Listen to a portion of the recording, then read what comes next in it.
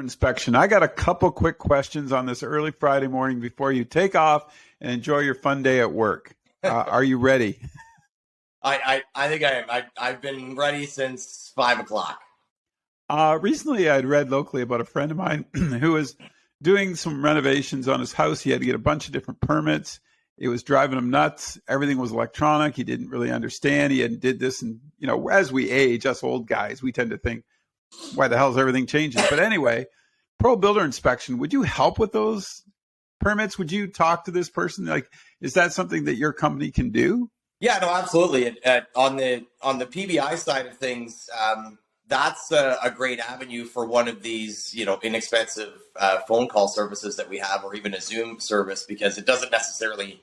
I mean, I can come and sit in front of you, but it generally can be done pretty inexpensively. And again, we're not there to necessarily do the job for you. We're just there to. I mean, when it comes to Pro Builder Inspection side of things, we're there just to help you and guide you, kind of thing.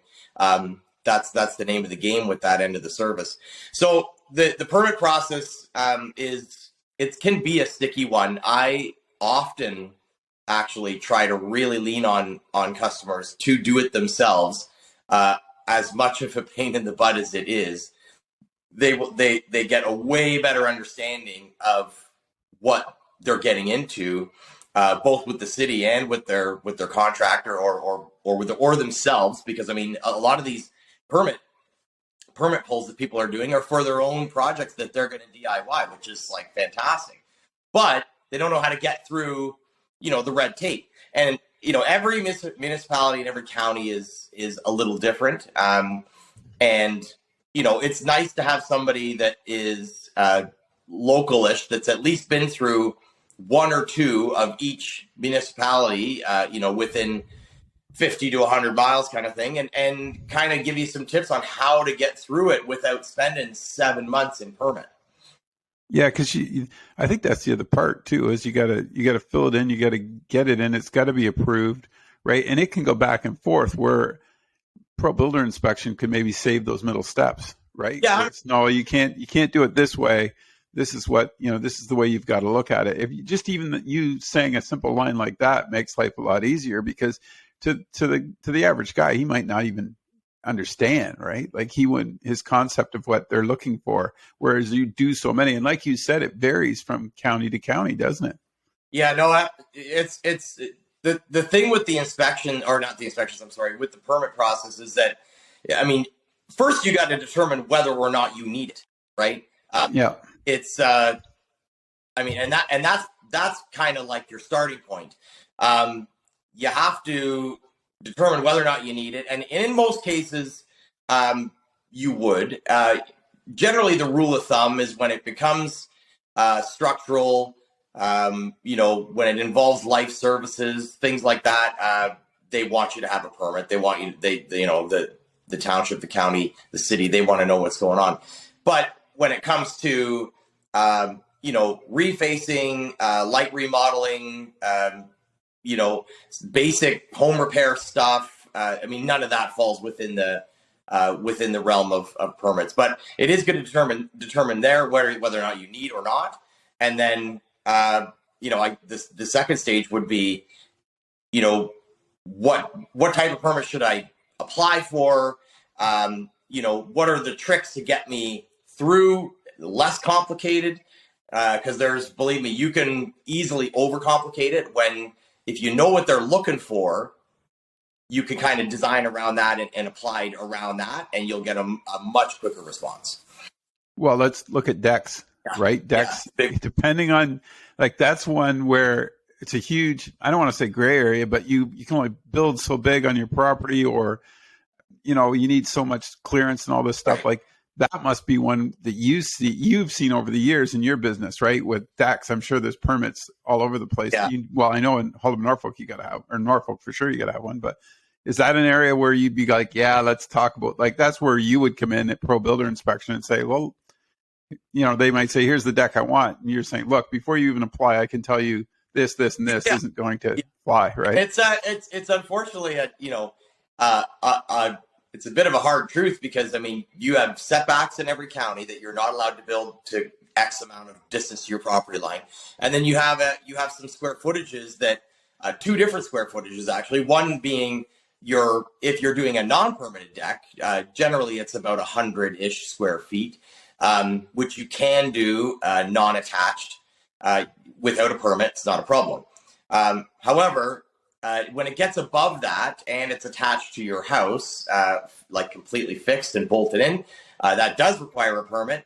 But sometimes you may or may not be over your lot coverage, so you need to find out, what the lot coverage is, and if you're allowed to build that monster deck you want to have, or the shed, or the this or the that. I mean, sheds and decks are very similar square footage, what you're allowed and what you're not allowed before they really start leaning on you. And again, that will vary from county to county depending on the property.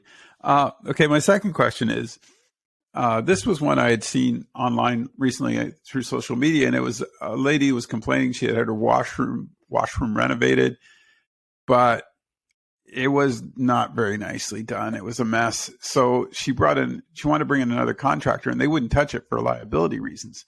Let's walk through this and see what you could do to help. I mean, this is a scenario that you've probably come across where somebody's called you up and said, hey, would Pro Builder Inspection go in and say, well, here's what we need to do, or here's what needs to happen to clear that liability? That liability issue. Like, I don't know, like what, and sometimes people wouldn't even know that it was a crap job, right? And all of a sudden things start falling apart. But is that something Pro Builder, would you go, obviously it would be nice if they called you first, you could go in and say, here's what you can do. Right. But this has already happened, so they've already got this mess. Yeah. What happens with you? How do you help them? Well, I mean, there's tons of good contractors. There's tons of bad contractors out there. And, there are stuff that for whatever reason, whether it be just poor workmanship, the relationship falls apart, which, I mean, to be honest with you, I see a lot of the relationship falling apart, more so because of what is expected and what is actually doable. And for customers out there, just a quick note from the other side perspective. I mean, you really have to get clear in those initial meetings, and this is a great thing for the Pro Builder thing as well, to outside of the contracting part, and that's why that service is great, because it has nothing to do with committing to a contract, committing to work, any of these kind of things, right? You can kind of get a lot of the stuff aired out prior to anything happening. So, you want to get pretty clear on what the situation is, and then every time that you add something, it can drastically change things, and you may not think that it should or it could, but I mean, in this day and age, we're running on 15 to 30 day, estimates. And after that, I mean, we get hit with it all the time. We get a price increase. I mean, we get them daily. We get a price increase. We get a price decrease. I mean, right now we're getting a little bit of lumber decreases right now, but we're getting concrete increases and things like that. So anyways, my point is that, some of these relationships fall apart because of X went up. Somebody gets upset. They leave for whatever, right? So, something happens where the workmanship starts to slip for whatever reason. I often hear these little tidbits. Something fell apart in this guy's life. Something fell apart. And then, the lack of the effort kind of, folds in a little bit. So whatever the reason may be, and I've heard 10 million of them, had to use a few myself, but, anyways, at some point, these people need their house back, regardless of the state that it's in. And I hate to say it, but I do this more often than not. I did one this week on a fairly substantial sized job that is at a stop point, and I think I've done one every couple of weeks. I can't even remember, for 8-9 months straight. So what we go in. So this is what you're talking about, is just fixing up other people's messes. Yeah, fixing. Going in and saying, okay, we can fix this. Here's what we got to do. Oh, wow. And then, so then we to get away from the liability point. And I mean, I actually try to look at the stuff that they did right. I'm not in, I can see what they did wrong. If the customer can see what they did wrong, so can I. I mean, that's usually where the starting point is, right? So I'm looking at, okay, like, what did they do right? And what can we save here? And then let's fix the stuff that's really bad. And then if the other stuff is right, I mean, I'm not going to do the TV show setup and just tear it out, because I mean, at that point, if it's right, it's fine, right? Let's just build off of that. And then, so then we just get past that point of wrong. And then once it's into the right side of things, then it's all me anyway, or all the contractor, or whoever is doing the fix. One word that you said in there that I thought was critical, that you and I have talked about this before, and I don't think it's stressed enough, is communication. Right. You nailed it. Like, I mean, if you're not fully aware of what you want, trying to explain it to you, how the hell am I going to get my point across, right? Like, I mean, you've really got to know what you want and then go from there, because you can't just describe it. I can't just sit here and say to you, well, I want this wall to be green. Well, you can't put that wall there, or, that wall come out. But I think that's the point. I don't think what I like about Pro Builder Inspection is you're actually educating the customer before you even do anything, or before anybody else does anything to their home, so they understand what they can get done. And I think that's going to drive your service crazy, because that's what people need. That's a huge benefit in the construction industry, what you guys are doing. Yeah, no, it's I think so. When we're on the elevation home sides of things, obviously I do these things for people because it's my job that we're attempting to land, or that they're contracting us in, or whatever it might be. But on the service side, on the pro builder side, I mean, it really has nothing to do whether we get the job or not. I mean, we might be consulting on somebody, somebody's brother that's coming in to do it, and they just need to know a few ins and outs so that they can do it, properly. But yeah, it is great for that, because it's the stress-free side of things. Yes, you can, if you don't like my answers, I mean, you're more than welcome to get pissed off at me. That's fine, but that's where it stops. It doesn't have to go any further, because at least right? Well, it gives them the opportunity to have a second opinion. Like, they've already formed what they think they want to do, and before somebody comes in and says, "Oh yeah, I can do that," you're going to be in there saying, "Well, they could, but here's a better idea, or here's something you might want to consider."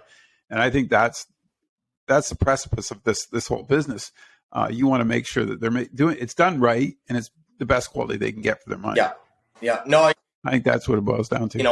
And I really don't mind throwing out these ballpark prices, but I mean, they're not quotes, if you know what I mean. Yeah. I can give people a range of what something's going to be within, $25,000 or $30,000. But, again, you got to keep in mind that there's a lot of details involved in that ballparking, and one small detail can throw a huge amount of money. And folks, you can't get shocked by that. I mean, if you're doing a kitchen and you go from MDF doors that are painted to, a solid hardwood door that is also painted, will they look any different when it's done? Probably not.